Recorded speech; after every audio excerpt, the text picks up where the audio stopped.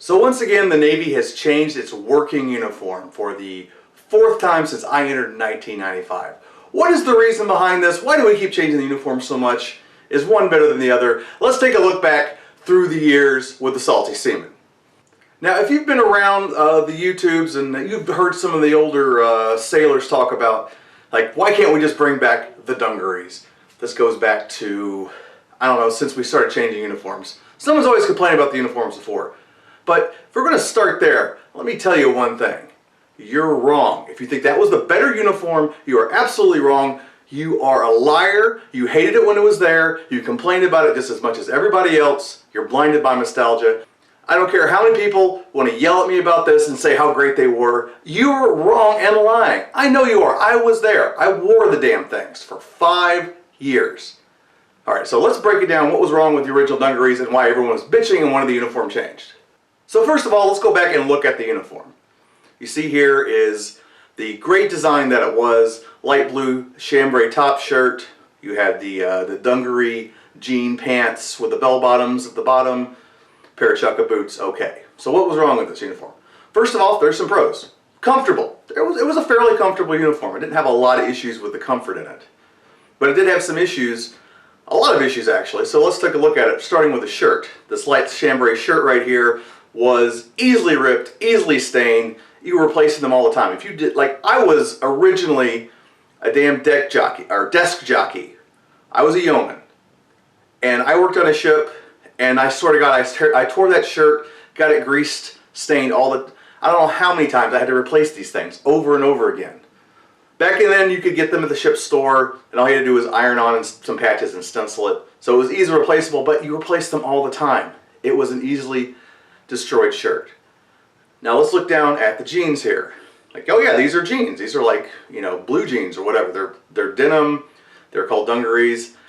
But look at those front pockets. I mean, those aren't front pockets. Those are back pockets sewn on the front. You can't carry anything in them. If you were a smoker or a dipper, you would always have an outline on your pocket of what you did. Even if you carry just a lighter and you carry something else somewhere else, like anything you kept in those pockets left like a mark of stuff that was carried in there. They were useless. You couldn't carry anything with them without it being very visible what you're carrying, which is against the regulation. And if you did, after a while, it would leave a marking on it of where the item was stored. So definitely problems right there. Now let's take an overall look at the dungarees.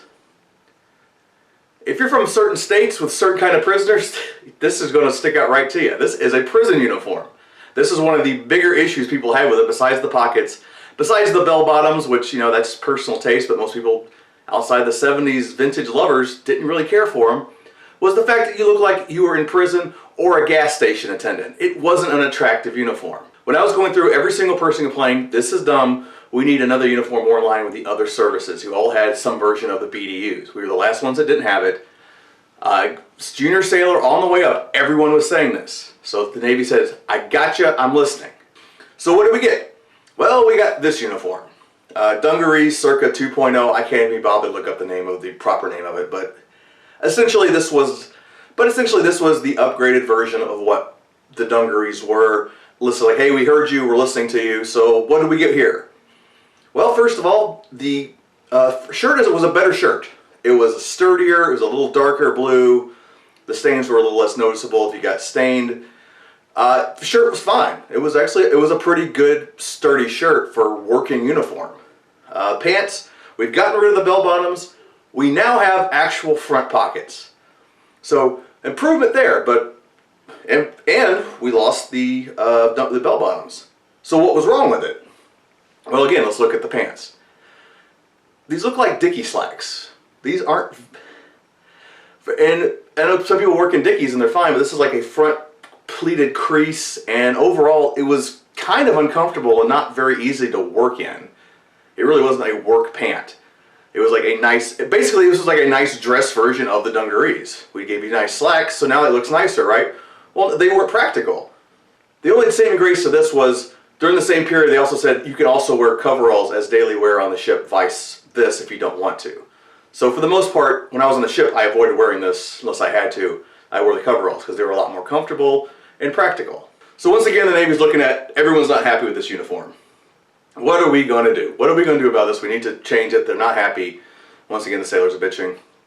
Everyone keeps saying BDU, BDUs. So the Navy finally comes out with their version of the BDUs, the NWUs, battle dress uniform. Instead, we're calling it the Navy working uniform because we're the Navy and we got to be different. And it was essentially the same design as all the other services. There's slight differences between all of the BDU/NW designs, but they're all kind of the same thing. The big blousy jeans, the big blouse, lots of pockets. It's overall comfortable. And everyone pretty much likes them, and it's kind of the usable working uniform.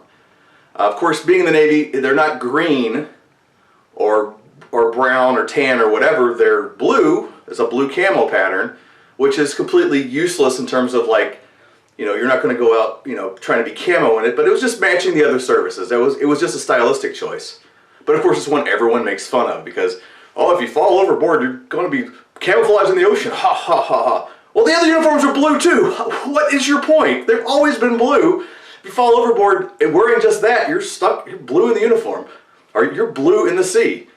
That's, you know, hopefully, the thing is, most people who work jobs that could get blown overboard are wearing a jacket that has dye and glow sticks on it that'll fucking find you. So no, it's a dumb argument. It's whatever. If you just think it's silly that there's blue camo, okay, fine. That's your personal opinion. I had no problem with this uniform. The biggest drawback was there was one year-round uniform, which means it was thick for the wintertime, so it was hot in the summer. What I think they should have done is made a slightly different design for the summer, lighter material, maybe a slightly different shade of blue so you could tell them apart. Boom, boom, boom, problem solved. But no, people bitched again. The blueberries, as they're often known, you know, again, weren't happy with this. The sailors weren't happy with it, you know, complained it was too hot. You know, it wasn't as good as the Marines or the Army have, and I wore the Marine uniform for 3 years, both camos and both woodlands and deserts. They felt about the same to me. I didn't really see a difference. It's the same damn uniform. You know, it's just a few slight variations. But no, now we're going to another version, what the Seabees wear, the Type 3s, Navy woodlands.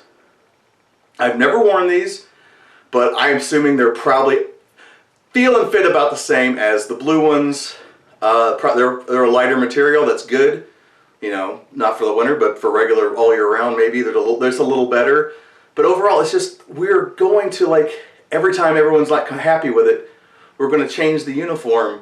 And at some point, you got to decide to, you know, where do you draw the line? These guys, no one's ever going to be happy. A bitchin' sailor is a happy sailor, as they say. You know, now we're going to greens, and now people are going to complain like, oh my God, why are we wearing greens in the ocean? We're not in the woods. So you can't win for losing on this one. You'll definitely be able to be seen easier in the ocean, but you just look silly wearing green woodlands in the middle of a gray boat in the middle of a blue ocean. You just do.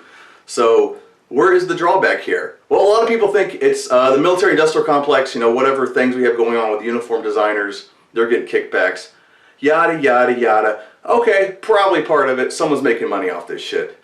But in terms of actual practicality, is this really solving anything? Was there anything actually wrong with the uniform we just had?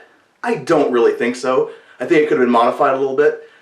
But, you know, you got what you wanted, bitching sailors, and it still wasn't good enough, and this isn't going to be good enough either, and this shit will change again 5 to 10 years. Sorry. Navy needs to just shut the fuck up, pick one uniform and stick with it, and just knock this shit off, because it's a waste of time. It's a waste of the sailors' time and money having to replace this shit every fucking 5 years. Knock it off, pick a uniform, stick with it, let's be done about it. That's all I gotta say. I'm a Salty Seaman. Peace!